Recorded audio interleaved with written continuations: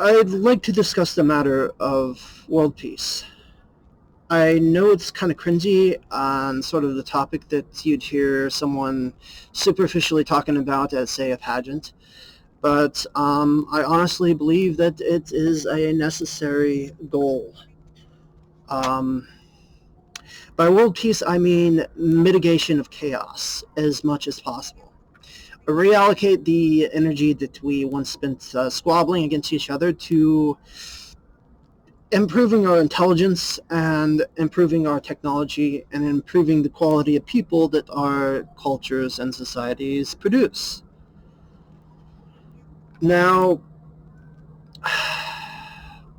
the thing is, world peace is a big leap. We are not currently what I'd call compatible with it. So we need to start somewhere. We haven't even successfully created a utopian society, let alone is world peace truly in sight. Humanity needs to mature first. By mature, I mean if you look closely at the way humanity acts, individuals and countries in their entirety, as a unit, there are actually some parallels between how they act and how, say, a toddler acts. The reality is we are kidding ourselves when we say we're mature. And many things, philosophers of long time ago have hit on some important aspects that we should have taken to. For Socrates, it was essentially a culture of inquiry. But instead, he pretty much accepted death. He accepted death when it was obvious that the arrogance of those around him was too thick to reason with.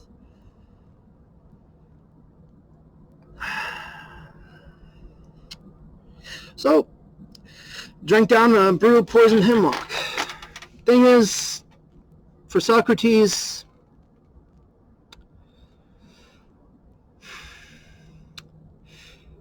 people believed that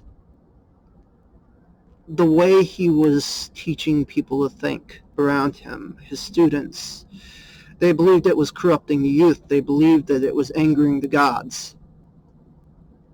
The thing is, the culture of inquiry that he was trying to create would have helped humanity mature away from arrogance, in a sense. It's much needed. Now, faith itself, like faith in the deities that they had back then, faith itself is actually a form of intellectual arrogance.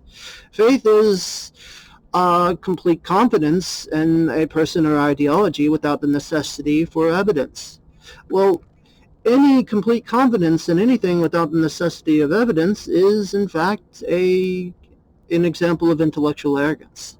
So faith, by extension, is itself a form of intellectual arrogance.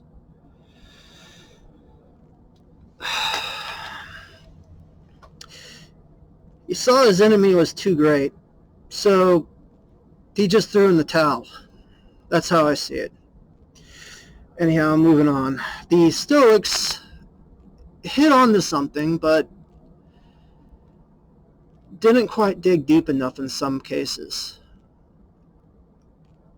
In society, if we adopted, as a whole, if everyone adopted Stoic concepts for how to view hatred, anger, and jealousy, those particular three, okay, we would have likely gone further beyond that by regarding those as not something to just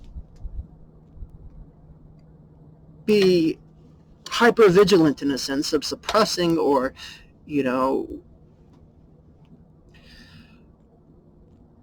but altogether getting rid of. Which is actually possible because, okay, hatred, there's no merit in it.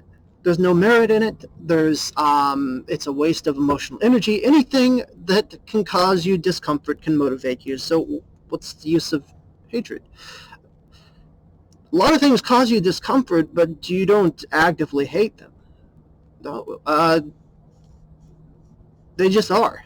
And if you have the chance, you will snuff them out. You will resolve them. You will remedy them. No hatred required. It's just discomfort.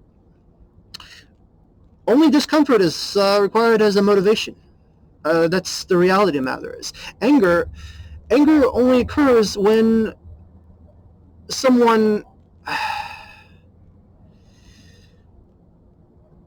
can't face the reality that the world does not revolve around how they believe and perceive themselves and others to deserve. When the reality hits them, they lash out. That's anger. Jealousy is much like that, but it's just a matter of what they believe and perceive themselves to deserve, not others necessary.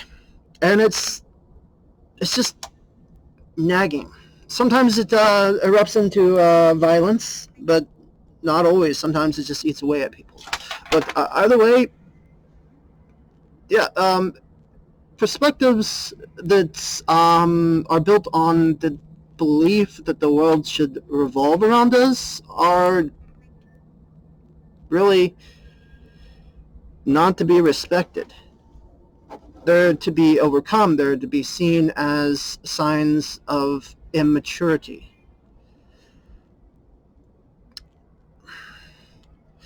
Okay, another thing.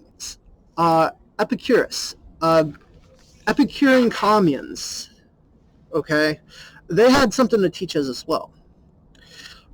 Epicurean communes were actually often accused of taking the most productive, the most skilled of people around them. Because, well, those environments actually encourage what amounts to a process we now know as self-actualization. While Epicurean communes were essentially just groups of friends. Now, theoretically, we could substitute the friend requirement with Dunbar's number and screening. And by that, we can scale it up to 150 to 250 people per commune. And according to studies done utilizing Dunbar's number, such as the one that was done with Gore-Tex, well,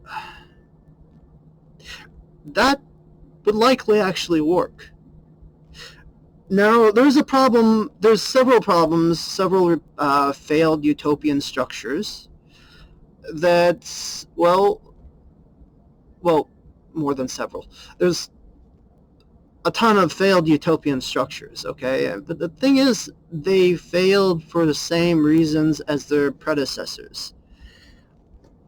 And they didn't learn from their predecessors, which is embarrassing. So there's the resource management problem, there's the quality of people problem, and there's the outer diplomacy problem. And of course, tied in with the resource management problem, there's a sustainability problem. You just have to solve each of those. You have to pay attention to them, you have to solve them. But the question is, under utopias, okay? Every utopia has to be a dystopia for someone, okay? Now, to explain this statement, let me go on to this, okay? If you create a utopian structure, and you have it in your head that it's a utopia for everyone, you have no screening. As soon as, say, a child molester enters that, gains residency there, it becomes a dystopia for all the children, all the people who care for those children. It essentially becomes their dystopia. I mean, it's the child molester's utopia from that point on. Okay? So the reality of the matter is, every utopia must be a dystopia for someone. Okay? And of course, there is one exception, which, is sci-fi. And that would be through technological interference or mind wiping or a Matrix sort of setup where no actual human beings are harmed kind of thing. But that's sci-fi.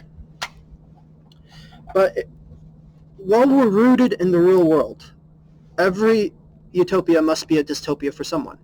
And that's healthy. The reality is that is healthy. Now, the importance of a utopia is that if there's a utopia, an actual utopia, and everyone on Earth outside of that utopia dies, what you have is world peace. But alternatively, and more positively, if you have a utopian structure and it expands, it grows to slowly cover the entire globe, you've also achieved world peace. Now, the importance of world peace is not for the sake of world peace. No,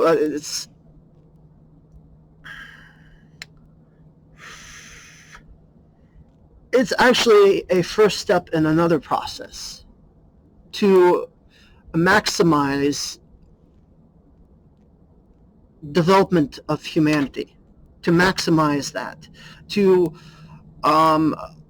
eventually produce people whose level of skill would baffle the most skilled people who have come before them in history. People whose level of intelligence would have baffled even that of Stephen Hawking's. Oh, I didn't say that right. But at any rate, just like Epicurean communes produced people that were highly skilled, highly intelligent, and dedicated to what they're doing, passionate about it. If we can do that all around the world, if we can create a self-actualization based society, we will produce people eventually that have the level of intelligence that may be able to help us overcome things that are currently baffling theoretical physicists. Right now, as things are in the world, there are hurdles. There are hurdles to improving yourself left and right. You have to struggle to survive. You have to struggle to make time to learn things. You have to struggle just to live. We have automation to replace much of our work labor. We don't do it. We could easily automate the max, create a universal basic income, and what remains of work that can't be automated, we simply just lower work hours to something that allows for a life-work-learning balance. And that's really what we need to do. Even a lot of people in college, they can't dedicate themselves fully to learning, which I'd argue is kind of detrimental to learning. And we need more intelligent people. We need more intelligent people soon.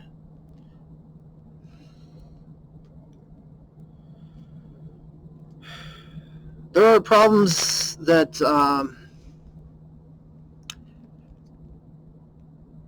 may take us hundreds of years to resolve right now.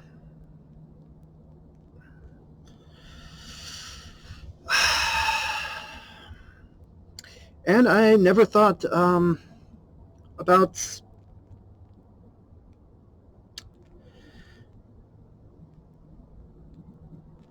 just 6 months ago, I never thought I'd be saying this.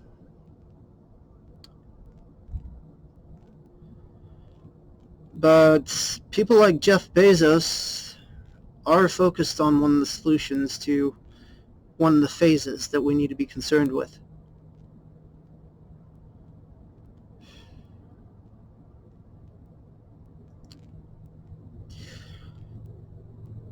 But anyhow, it's utopia. So, a utopian structure, okay. My idea is use the nonprofit label. Make it a communal guild for self-actualization and community service. Okay? Now, the thing about self-actualization is it can't truly be achieved because it's the best version of yourself, okay? It cannot be truly achieved if someone has a cluster B personality disorder. Okay? As neither is the state of the way they are ideal for them, but nor is it ideal for anyone who has to deal with them. It tends to breed unnecessary chaos, and anyone who is abused by, say, someone with narcissistic personality disorder, for example, can develop a condition called complex post-traumatic stress disorder, caused by what was coined, it was coined as narcissistic abuse, okay? It shares many traits with narcissistic personality disorder, some other traits with borderline personality disorder. It's really problematic, okay? So you essentially have people that can reproduce their toxicity through others. And that's not good. So you have to have a societal structure that screens out those types of people. Cluster B personality disorders, I can sum it up as 4 traits. Arrogance, toxic superficiality, emotional immaturity / instability, actually one and the same, and defects in empathy and consideration for others. Okay, coincidentally, I'd have to say that I can, you can challenge on me. I'd love for you to challenge me on this. Every harm caused by humanity and inflicted upon humanity comes from one of those 4. One or more of those 4. Okay? Those are the 4 things you need to screen people for. And I'll go into deeper detail each of them later in individual videos for each of them, which are probably going to be as long as this one. So that's arrogance, toxic superficiality, emotional immaturity and instability, and defects in empathy and consideration for others. Now, what it'll look like is you create the structure, you succeed, and you fine-tune it to be a utopian structure.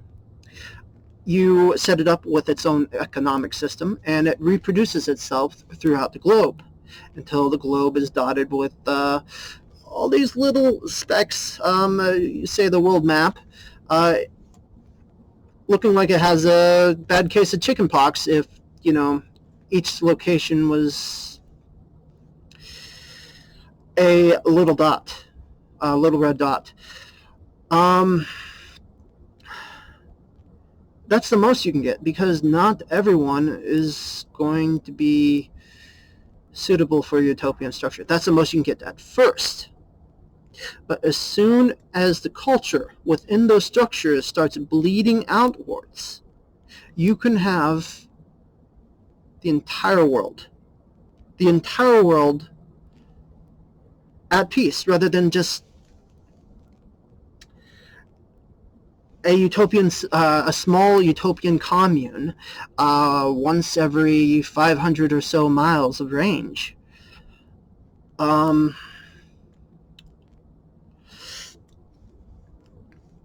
in civilized areas. So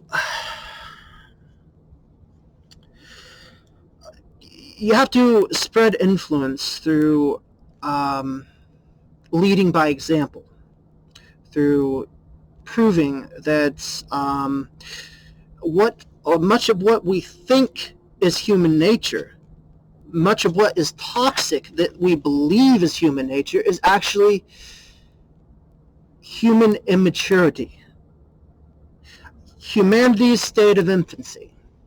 And if you think about it, that makes a lot of sense, because when did human beings first define what it means to be a mature adult?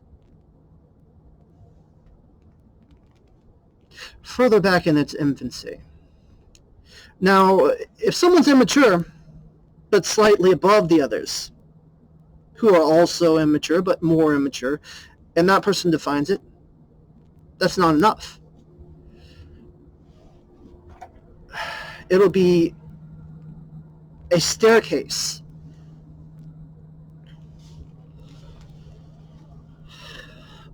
You got to move up. So,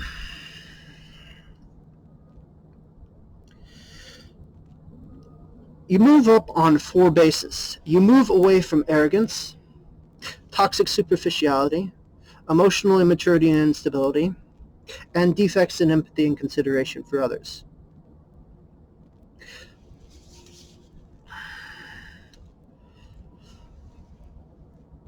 Anyhow, I need some subscribers, okay? This is the best quality I can afford. My budget is extremely tight. $65 a month after all bills are paid, okay? That has to go for my family.